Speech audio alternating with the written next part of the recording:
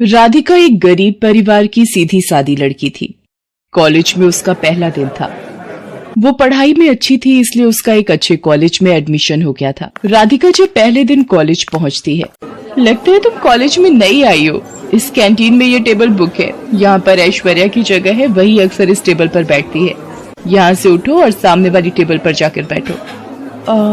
ये ऐश्वर्या कौन है? तुम ऐश्वर्या को नहीं जानती? हमारे कॉलेज की शान है वो। ये लो, आ गई हमारी ऐश्वर्या। तुषार, मेरे लिए एक सॉफ्ट ड्रिंक लेकर आओ। क्या बात है, तुम्हारी नजरें किसे ढूंढ रही हैं ऐश्वर्या? क्या बात है, आज राहुल कॉलेज नहीं आया क्या? पूरा कॉलेज तुम पर मरता है और तुम हो कि राहुल पर मरती हो। क्या करूं, राहुल देखने में है ही इतना हैंडसम। हाय, मुझे आने में थोड़ा लेट हो गया।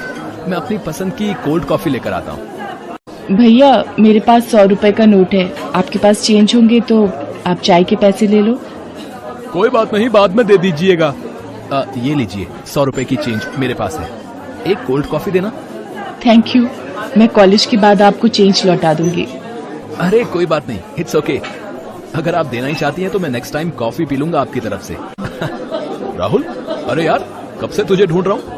ऐश्वर्या टेबल पर कब से बुला रही है। पता नहीं ये ऐश्वर्या भी ना रोज नया कोई ड्रामा शुरू कर देती।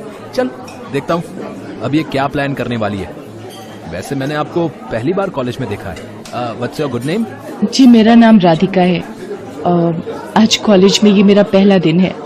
ओके, बाय राधिका, फिर मिलते हैं।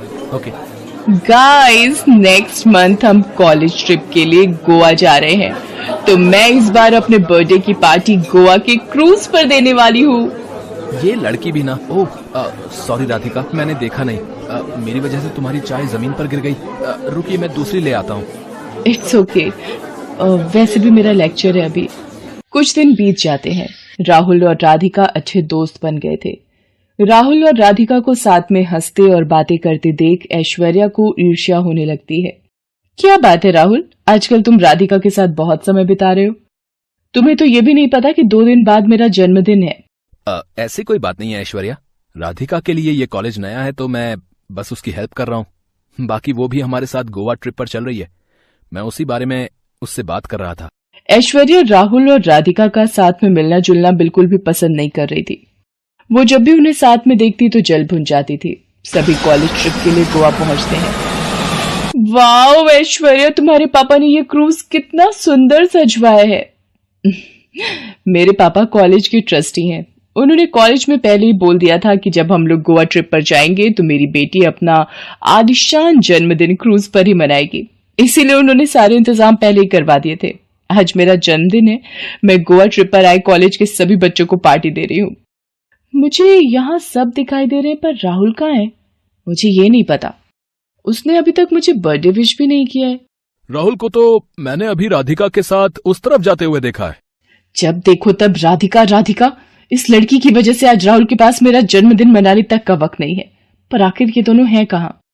आई लव यू राधिका, मैं तुमसे बहुत प्यार करता हूँ। मुझे तुम जैसी ही लड़की की तलाश थी। क्या हम दोनों मिलकर जिंदगी में आगे का सफर तय कर सकते हैं? राहुल, तुम्हारी जीवन संगिनी बनना तो मेरे लिए बहुत ही गर्व की बात है। I love you too Rahul. Rahul और राधिका की बातें ऐश्वर्या सुन लेती है और गुस्से में आग बबूला हो जाती है। राहुल सिर्फ मेरा है और मैं उसे किसी और का कभी नहीं होने दूंगी। मुझे इस राधिका की बच्ची का कुछ इंतजाम करना ही होगा, और वो भी आज रात की पार्टी में। रात के वक्त जब सब पार्टी में मगन थे, यही मौका इस राधिका का काम तमाम करने का। राधिका, जल्दी आओ, वो देखो कितनी सुंदर शार्क मछली। कहाँ पर है ऐश्वर्या? मुझे तो कहीं नजर नहीं आ रही। थोड़ा नीचे झुको, तब तुम्हें नजर आ जाएगी। ये एकदम से गायब हो जाती है। वो देखो, वही फिर दोबारा नजर आई। राधिका जहाज से थोड़ा नीचे झुकती है। कभी ऐश्वर्या उसे समुद्र में धक्का दे देती है। पार्टी में म्यूजिक और डांस के शोर के बीच राधिका की आवाज दब जाती है और वो समुद्र में डूब जाती है। लो जी, मेरा काम तो हो गया। बड़ी आई मेरे राहुल को मुझसे छीनने वाली। अगले दिन पूरे क्रूज पर शोर मच जाता है कि राधिका कहीं नहीं मिल रही है। सब लोग यही सोचते हैं कि शायद किसी बड़ी मछली का वो शिकार बन गई। क्योंकि उसका कहीं भी अता पता नहीं था और क्रूज पर से वो ऐसे गायब नहीं हो सकती थी।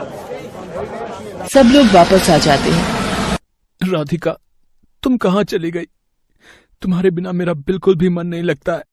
हमें गोवा से आए कितना समय बीत चुका है। राहुल, चलो कॉलेज चलते हैं। जल्दी से तैयार हो जाओ, मैं तुम्हें लेने आई हूँ। आखिर राधिका ऐसे कैसे गायब हो गई? मैंने उसे क्यों नहीं बचाया?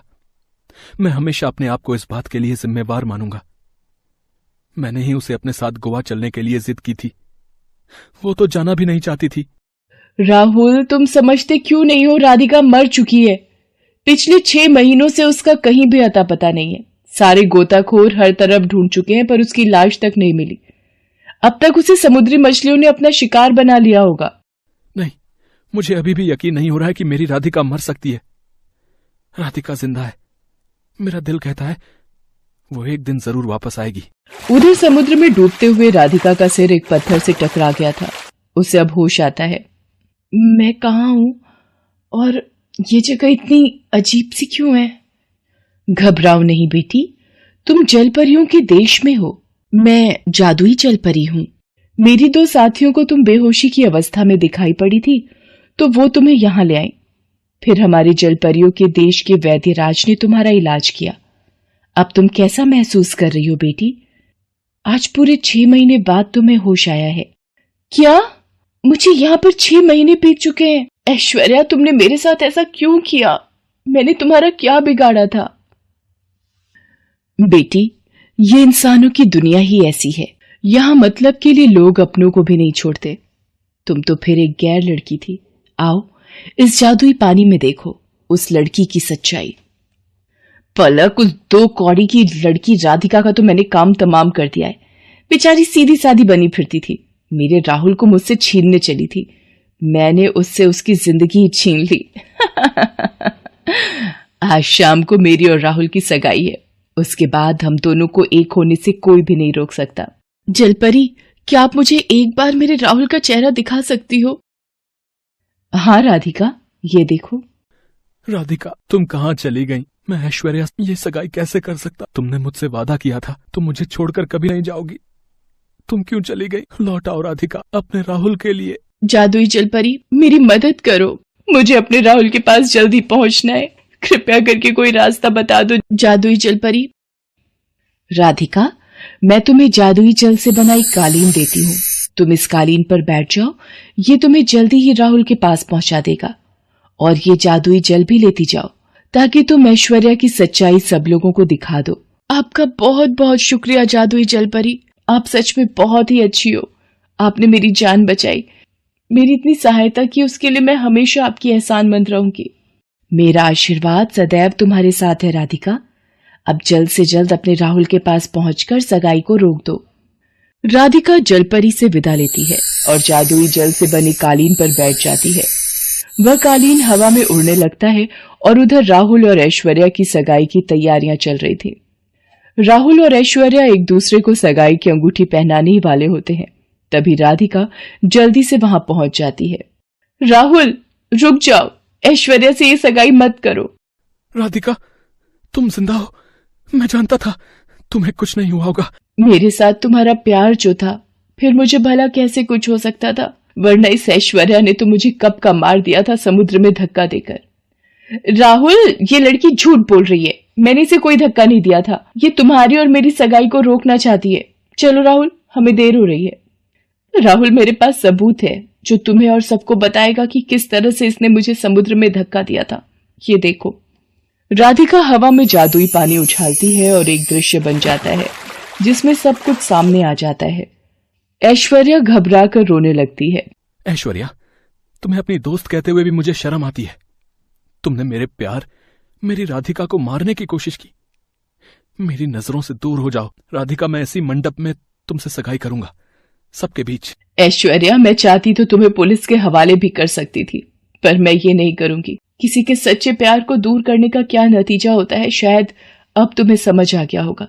अगर ऐसा ही सच्चा प्यार तुम राहुल से करती तो तुम मुझे मारने की कोशिश न करती, बल्कि उसको अपने दिल से जीतने की कोशिश करती। और फिर उसी मंडप में राहुल और राधिका आपस में सगाई करते हैं।